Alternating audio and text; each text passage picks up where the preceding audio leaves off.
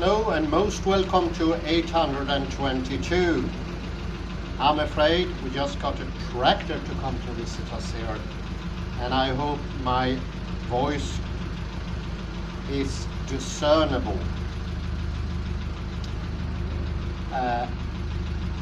Let me talk today about something called a growth mindset and a stagnation mindset. What does that mean?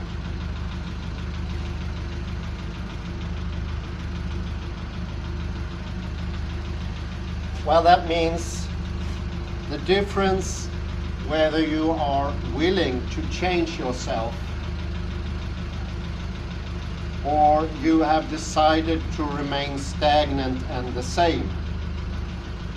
In the growth mindset, you are willing to develop and take steps that challenge what you feel to be safe. By constantly staying in the safe zone, you will see that the emotions that hinders you will remain powerful. This is just too much noise. Sorry.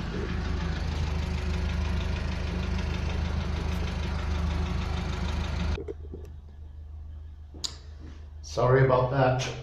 Some people don't know how to turn off a tractor, so we were going to have that combustion all over the place. Oh my God, now he's leaving as well. And off he goes. Just give me a second, I will see if he really leaves.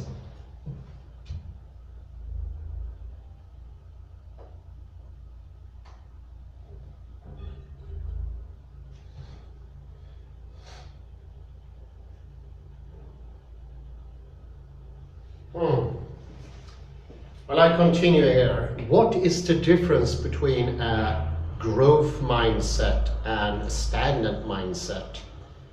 And I would like to make a comparison here between quantum mechanics, actually, and classical physics. Everything is in stasis, something we often mentioned before in classical physics, whereas in quantum mechanics, everything is in a flux. And that's one of the reasons David Bohm called the motion of the real world for the hollow flux, or the original movement, the hollow movement. And that is actually coming from holos, that means whole, or to be one.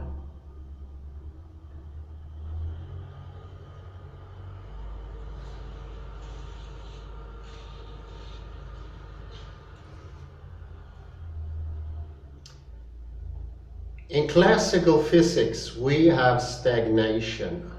Why is that? Well, the presupposition is always already that the subject is in front of space, a space that is unmovable, where you can define through the axles x, y, z the absolute placement of the object. You see the stagnation here? And the subject is always already placed in the origo, the point of origin. So it's a frozen situation, definitely frozen situation. And this is what makes for existence, so that the object can exist in this stagnant stasis viewpoint. This is not the case in quantum mechanics. That's the easiest way to put it. It is not the case in quantum mechanics that space is immovable, object is separable or separated from the surrounding space. Neither is the viewing observer put in stasis, in passiveness. I think this is just an excellent analogy. It's very clear how this also affects these two different mindsets. The first mindset being the one of change, that is likened to quantum mechanics, where everything is in flux so that you can adjust. So you can have just the perfect measure, and also that you can do a prediction that is not dependent upon stasis, stagnancy, that everything is static. So you see here, it's a little bit hard. I put this in parentheses. This is an extra explanation. But it's very hard here to see what is the chicken or what's the egg. Is the stagnation coming from or wanting to predict the next move in the Cartesian coordinates? Because if we want to predict the object going from one number in the x, y, z scale, that's one definite placement, to the next one, that also implies a timeline always already put there. We need everything to be completely fixed. And therefore we also get a fixation of reality. So it's very hard to see where it starts. Does it start with the idea of the world being stagnant and fixed? Or is it our want for prediction in this, so to speak, certain way? It's only certain in a very sharply defined area within technology. And as we've shown previously in this 822 episodes, that can actually be done with quantum mechanics. Or we can even use the stratagem that Julian Barber developed. It will predict the next situation, the next position. And you don't have to be dependent on having this stagnant fixed positions, or a stagnant fixed object for that matter.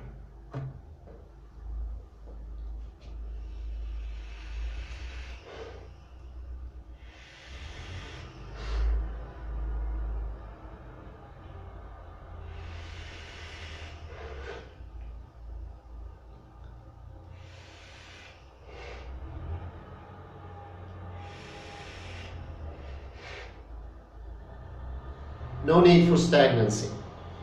Well, let's continue after we finished with this analogy to the mind. A growing mindset versus a stagnant mindset. And I think classical physics and quantum mechanics has a lot to do with whether you are situated in one area or the other.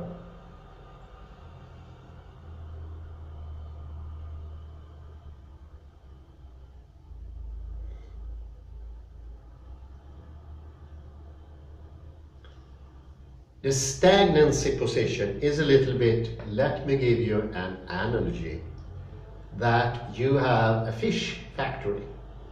No idea what that metaphor came from. I guess the YouTube. And you get a delivery of fish, truckloads of fish, but you discover the fishes are too big for your machines. You have machines that fillet the fishes and turn them into pickled herring in nice bottles or cans. You don't like the fish that comes, that won't fit the machine, and the machine actually go broke if you put the fish in the machine. So instead of using the fish, you just ignore it.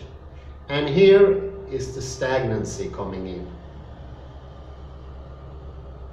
What will happen to the fish once it is ignored? Well, it will go bad eventually. And the first day you ignore the fish, it was the hardest day to ignore it, oddly enough, because we have already a potential for doing things, activity, intention, willingness, prana, you name it.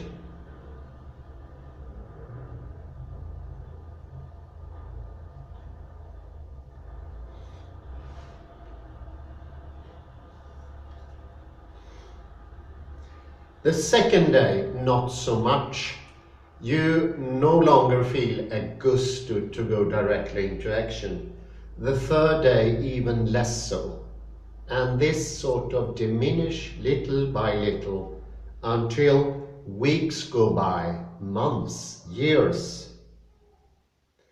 This is very comparable to the stagnant mindset.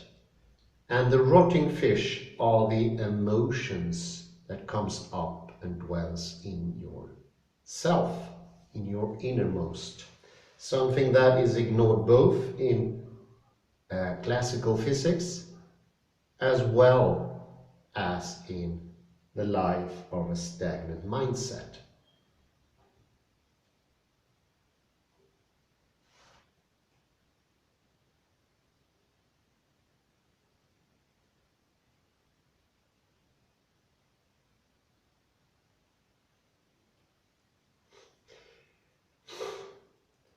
The quantum mechanical way would have been to take care of the fish directly, to spring into action, take care of the things, adjust your potentiality for doing things, and regulate the whole thing.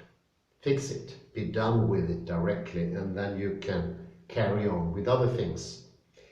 In the stagnant mindset, you don't do that because stagnancy is all over the place. It's in your reality. The reality in itself is stagnant. So you see how this can actually help to build up this idea that you should not act. And you can also see this will actually make it harder to act. If everything is in stagnancy, it seems that movement is not part of reality. Well, here you have all once more Parmenides, Xenophanes, and the whole bunch springing into action and proclaiming stagnancy. I think it's safe now to venture outside.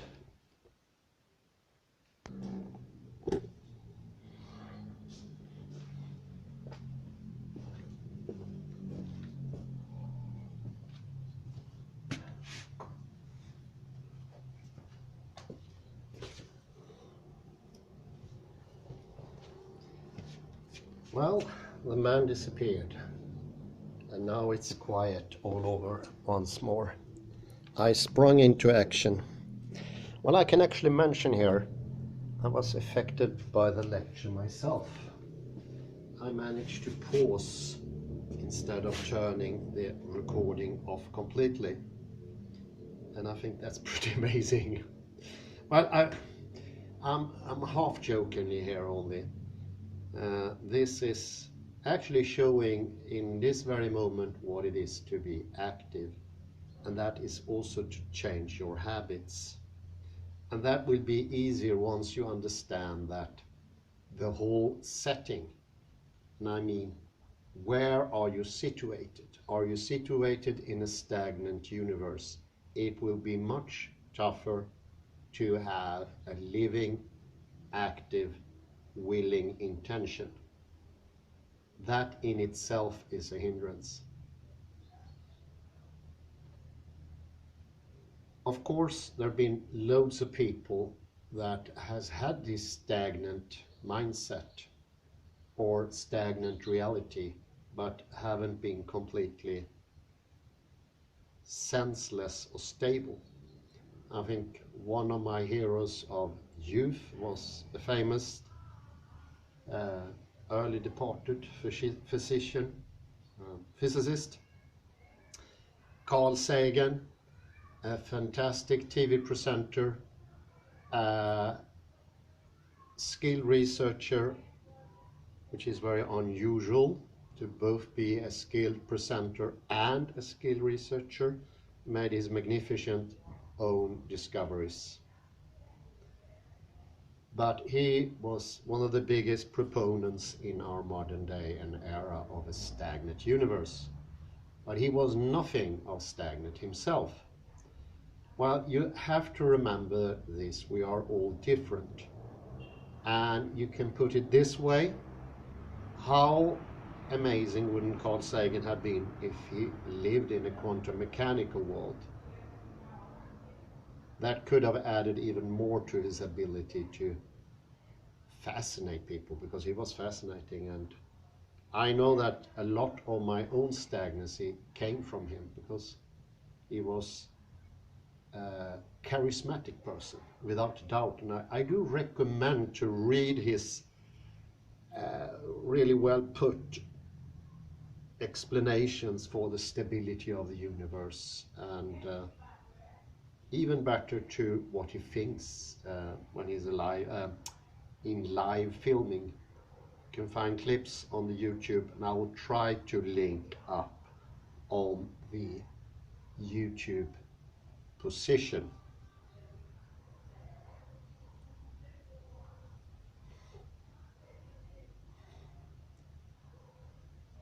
But he's quite convincing. He manages to transfer the idea of stagnancy into the living room of most households in the Western Hemisphere. And he have had a great influence, and that cannot be made with stagnancy. I think the whole thing is very interesting, because I met so many people who, both in Sweden and abroad, who's been highly influenced in their early youth by Carl Sagan. So you need to have a little quantum mechanics to preach the gospel of stagnancy. And I would call him number one in transferring the message of stagnancy out into the world. And of course, that's not a legacy I really would like to give to such a gentle and nice person as Carl Sagan, but he is actually responsible for that to a great extension. A less nicer person like Dawkins in a much smaller area, biology or the genome, could never ever influence that much. And he usually only influenced the already sort of convinced ones. The ones that has already been evangelized by the idea of solidity, stability, staticness.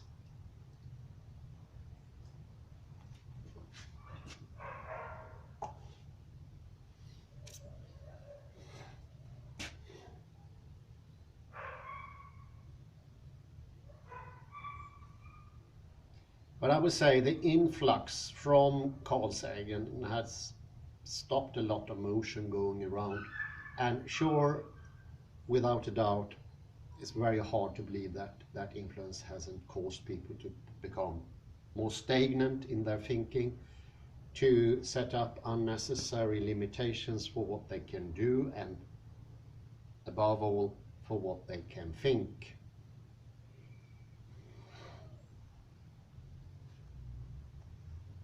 So it is a great influence.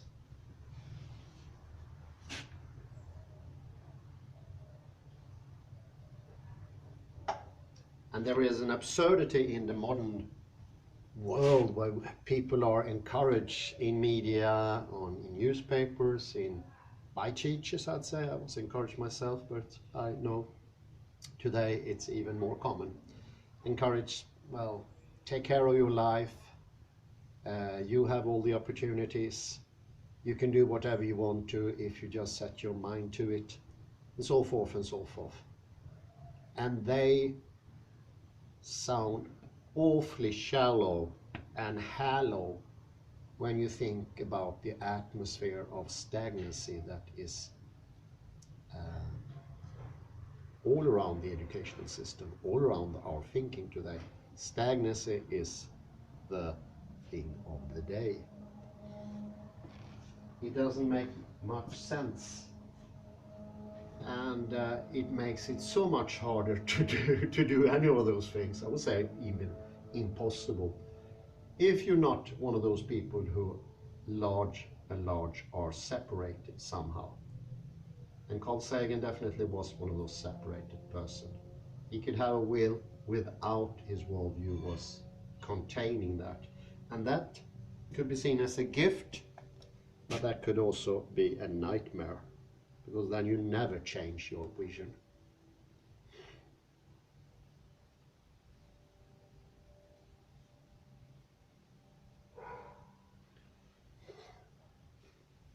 So what's this got to do with opening up yourself? Well, it's ultimately connected, because you will not change going over to quantum mechanics without changing yourself. That's absolutely necessary. And that's why I mentioned earlier in the lecture that the subject is the origo. You are the origo. There is not in the same way a firm presentation or clear presentation in the viewpoint of classical physics or something similar to that. That clarity we think is not there in quantum mechanics, and that's one of the reasons we shy away. But you will, however, and trust me on this because this is reality, you will find a new direction. And that direction is not of the x, y, z, of the Cartesian coordinates. And that direction is going up no matter what. And that's the willpower, that's the prana, that's the kundalini, you name it. And that energy is being downput because of the stagnation mindset. So you need to do both things at the same time. And having two things to do at the same time, it's, I grant you that, difficult. But at the very same time, that is also what makes it possible, easier. It's not possible, as you often preach today, you have your chances, change your life, do something with your opportunities, as you hear in the modern life, when that is still paired with a stagnant world. It will not happen.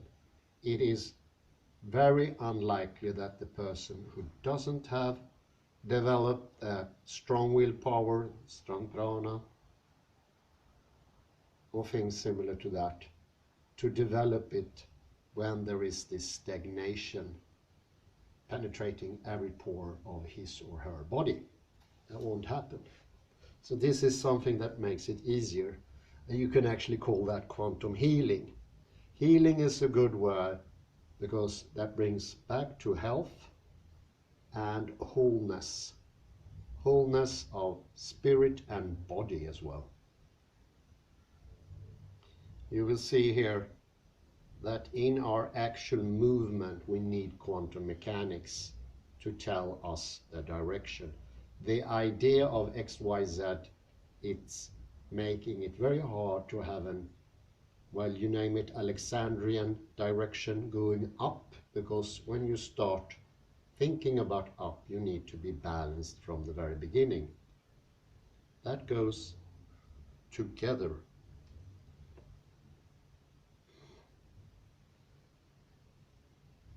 But once you start loosening up this very stagnant idea of the world, and the objects become less opaque, You can't see through the objects. They are a hindrance, and you see length and you see breadth outside of yourself. That is, you're not able to change those things yourself. Shall we say, it's an absolute prerequisite, a sine qua non for change and getting direction. As long as you're stuck in the idea of X, Y, Z, that will be very hard.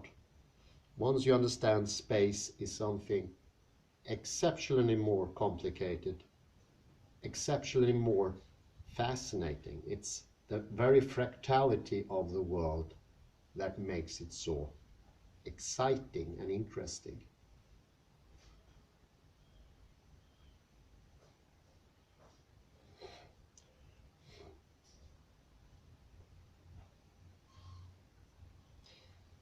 I can just put this, I read from the physician Tong.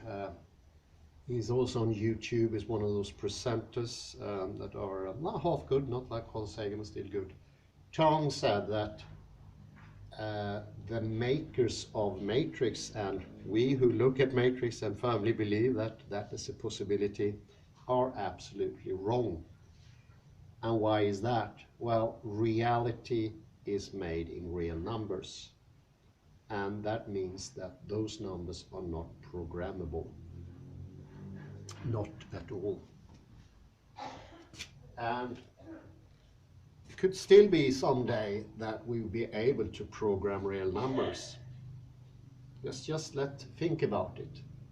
But that reality would be the same reality that we have here. There wouldn't be any difference.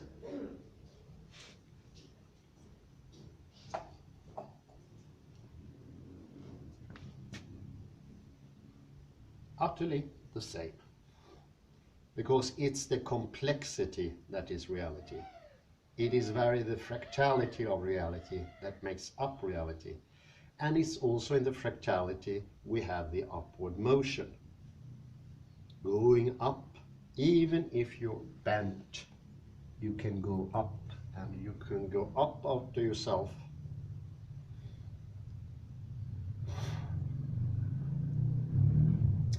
And here begins a James Clerian voyage, something we began long time ago, maybe in the 200 series of the lectures. James Clear that show that if you leave the stagnant mindset and little by little, and this is important, little by little are offering yourself to have a change, that willpower will be stronger. So you will have two benefits at the same time. Your willpower will get stronger and you will have more beneficial habits. And I think today we don't even understand the concept of willpower. I will get back to that. But it has to do with new interesting research made by the British neurologist Fleming. Oddly, they have the same name like my favorite author, Fleming, and also Alexander Fleming, the inventor of penicillin. Fleming shows that self-reflectivity is something that we can develop, and it causes massive changes in both mind and body. And also another thing, that self-reflectivity today is very rare. There's about 10 to 15% of the population that actually can do self-reflection. And that's another thing that actually connects to classical physics. Remember the origo and the subject being placed there.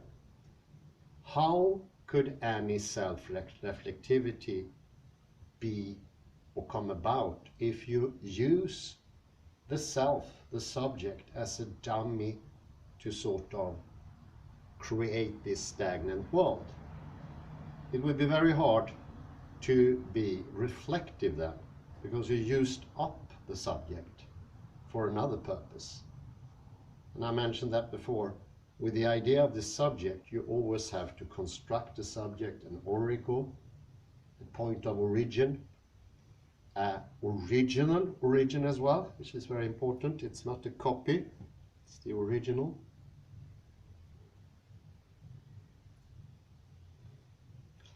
You used up that energy, and you will use up that energy again and again and again. That energy is willpower diluted. That is prana, that's the kundalini diluted. So you see here, let the subject be free. Don't use it for some other purpose. Putting the subject in this placement is a disgrace for the subject. It's well worth something much finer. It's a little bit like taking a Ming vase, expensive one with worth of millions, to keep a door open. That's a shame. The subject is fantastic, and we are the only creatures on this earth that has the possibility of self-reflection. No animal has that possibility. We know that. And that's a shame, because the stagnant idea takes away, somehow, thinking-wise, the idea of the free will and the thinking subject.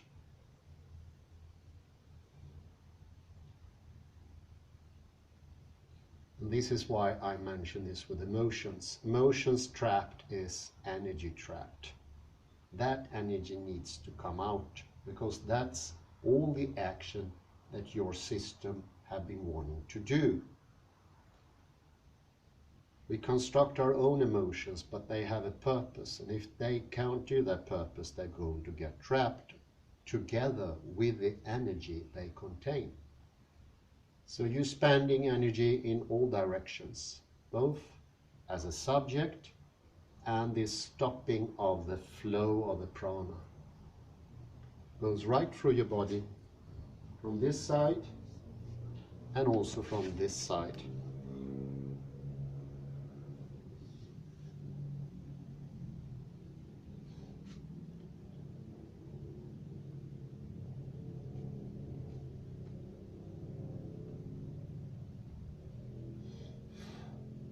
So then you will now be able to start your journey into self-development and leaving the stagnant mind in both ways, both the worldview of Carl Sagan and your inner world, with the prana, the energy that has a lot of energy trapped. I'm speaking for myself, but this probably applies to most people.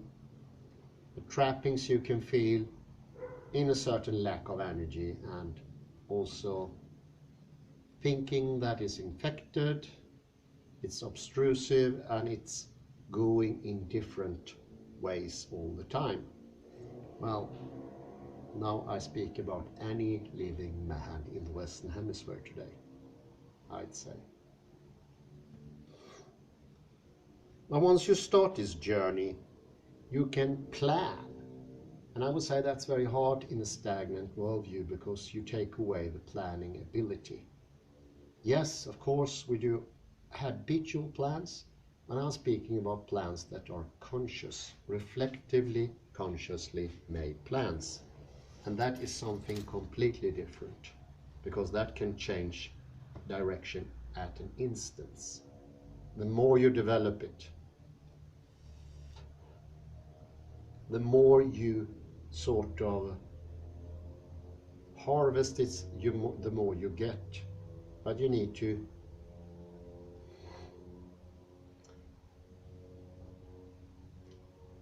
foster the system, you need to give it energy, you need to help it.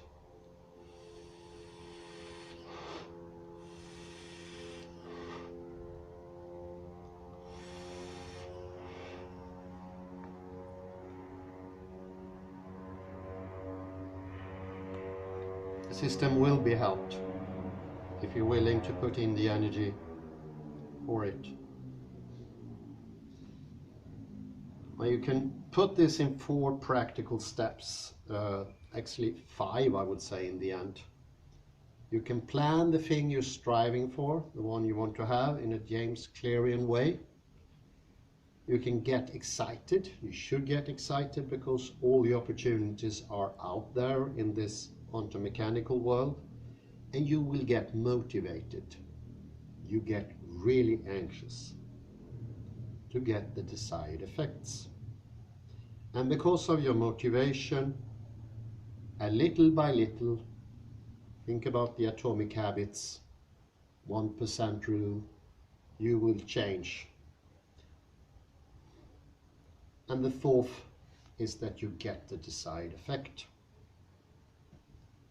And to this I want to add another step, or another aspect of the whole thing, is that every time you do this, you make thinking and action getting a little bit more connected for every time.